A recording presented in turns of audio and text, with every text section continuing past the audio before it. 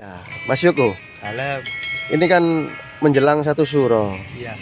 Sebetulnya gimana sih satu suro itu keramatnya tuh seperti apa? Sejarahnya tuh gimana? Mungkin barangkali Gus Yoko tahu. Seputaran satu suro biasanya kan banyak dulur-dulur yang mungkin memandikan pusakanya, benda-benda pusaka yang lain dimandikan lah itu. Iya. Maksudnya gimana nih? Udah Kak, Ya, ngudut dulu. heeh. Kalau nggak ngudut ngobrolnya kurang asik. Iya. Ini Pak ya nun sewu. Bismillahirrahmanirrahim. Berkaitan dengan tradisi malam satu suro kan memang ada historinya, sejarahnya. Sampai pernak-pernik adanya mistos, ritual menjamas pusaka atau memandikan pusaka dan larangan-larangan adat tertentu kejawen tentang kegiatan seharian masyarakat Jawa kan sudah ada buktinya di masyarakat. Satu suro itu secara kejawen atau adat Jawa. Sedangkan dalam adat Islam itu namanya satu Muharram. Sejarah hijrahnya Kanjeng Nabi Muhammad dari Mekah ke Madinah. Iya. Jadi kalau secara tradisi Kanjeng Nabi itu hijrahnya Kanjeng Nabi malam satu Muharram. Sedangkan kalau cara Jawa itu kejawen namanya malam satu suro. Ya, terus Hampir kenapa sama kok maknanya. banyak yang istilahnya benda-benda pusaka dimandikan tuh gimana? Ya, Itu ibaratnya itu kan gini. tradisional turun temurun Ya, itu. ibaratnya gini Pak ya, nyun sewu. Orang sehari nggak mandi aja gimana? Nah, itu apalagi pusaka. Pusaka itu mengandung filosofi kearifan lokal. Bahwa dalam pusaka itu mengandung yoni karena seorang empu pembuat keris, pembuat pusaka itu harus tirakat dulu, puasa, harus riyado, cara Jawa, cara Indonesia Islam riyado, rialat mendekatkan diri kepada Tuhan. Agar apa? Pusaka yang dibikin itu memiliki perbawa karisma ketika perang menang, ketika dibawa oleh yang membawa pusaka tadi melindungi, memberikan rasa ayem, tentrem, pengayoman. Jadi secara nggak langsung yang punya pusaka itu merbawan itu berwibawa karena nggak angger orang bukan pusaka mau belajar pencak aja ada tahapan-tahapan apa menggak pusaka kalau nggak punya kekuatan linuwe ya nggak bisa Pak. Nggak Apa bisa linuwe itu? Linuwe Linu. linuwe itu istilahnya sakti katakan. Oh, sakti. Cara bahasa Indonesianya sakti. Kalau Gus Yoko sendiri punya benda apa? Ada peninggalan barangkali ada. Saya punya Pak. Hah? Ada. Pusaka juga. Mana Tapi coba lihat. pusakanya itu ya jenenge anak muda ya. Heeh. Bukan hidup di zaman kaca. Pusakanya modern sedikit Pak ini. Iya, ada. Apa itu? Lah. Pisau Itu lipat. oh. Ini tuh pusaka Itu saya, senjata alat tajam kerja. itu Alat namanya. kerja Oh, untuk memotong kabel listrik, oke. untuk memotong tali rafia. Ya ini Iya, alat kerja iya. Pak. Kirain keris, Mas. Waduh. Ini enggak keris Oh, bukan keris. Iya. Pak amiku. Oke. Ini untuk alat kerja. Gitu, Pak. Kalau di Lampongan ini kira-kira apa ya? Benda-benda pusaka mungkin peninggalan zaman sejarah dulu apa ya? Kabupaten, Iya. Jalan Bupati. Ada namanya satu itu yang paling diandalkan itu keris Kiai Jimat. Ah, itu di mana itu? Itu disimpan di ahli waris Bupati pertama Lamongan Ronggo Haji. Itu peninggalannya Kanjeng Sunan Giri, gurunya Tumenggung Ronggo Haji. Itu keris Kanjeng Kiai Jimat. Ada lagi keris satu itu kurang tahu namanya. Itu peninggalan Maring Celuring. Apa itu?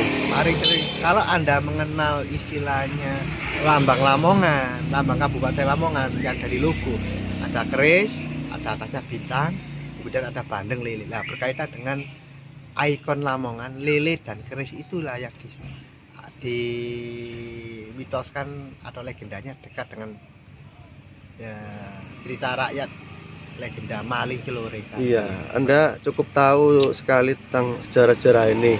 Ye. Dulu pernah kuliah di ini, ambil jurusan apa? Dulu saya kuliah di UNER, Universitas Airlangga Surabaya, Jurusan? jurusan Bahasa dan Sastra Indonesia, Fakultas ilmu sosial, ilmu politik waktu itu. Sekarang Oh. sudah FIB, Fakultas Ilmu Budaya. Itu sekitar tahun 97. Sebelum reformasi 98. Iya, Jadi iya. lulus Semada, SMA 2 Lamongan, langsung keterima UMPTN, ujian masuk perguruan tinggi negeri di Surabaya. Oke. Tahun berapa itu? 1997. Iya. Kasih Ya, gambar. itu tadi Gus Yoko udah sempat nulis itu catatan-catatan kecil. Ya, itu waktu di Hmm. alun-alun itu. Hmm. Itu gimana itu Penjelasannya. penjelasannya? Jadi gini, sesuai dengan catatan kecil saya tadi, satu surau sejarahnya seperti itu, kemudian ritualnya itu mengubah mencuci atau menjamas keris. Nah, caranya itu gini, pertama ketika sore menjelang malam satu suro, katakanlah Senin besok ya, Selasa kan suronya, malam satu suro kan malamnya. Jadi sejak pada siang, pada duhur sampai maghrib itu ritualnya itu kerisnya itu dicuci dengan air jeruk nipis atau kalau modern mama lemon.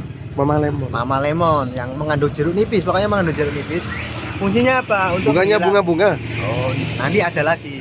Itu untuk tujuannya untuk membersihkan karatnya. Oh, karatnya. Yang Masuk bersih-bersih. akal, ya. Karat-karat yang ada di pusaka katakanlah keris tadi dibersihkan dengan mama lemon atau jeruk nipis kalau tradisional. Dicuci bersih sampai kerisnya itu berkilat lagi, dalam arti nggak ada karatnya. Kemudian setelah asar dibiarkan kering, baru memasuki maghrib dicuci dengan bunga 7 rupa. Bunga kenanga, Bunga 7 melati, mawar dan lain-lain. Banyak 7 macam. Istilahnya bunga 7 Kenapa rupa. kok harus 7 jumlahnya? Itu 7 itu filosofi angka Jawa, pitu. Istilah pitu pitulungane pangeran. Pitulungan, ya. 7 lapis langit, 7 lapis bumi. Cara ilmu geografi atau geologi. Kemudian 7 Al-Fatihah kan jumlahnya ada 7. Nah, seperti itulah makanya istilahnya pitulungane pangeran. Mitoni atau 7 bulanan. Waktu bayi ada di kandungan ibu. Pitung dino 7 hari. Nah, itu seperti itu filosofi angka 7, pitulungan. Itu sudah adat dari leluhur seperti itu tata caranya.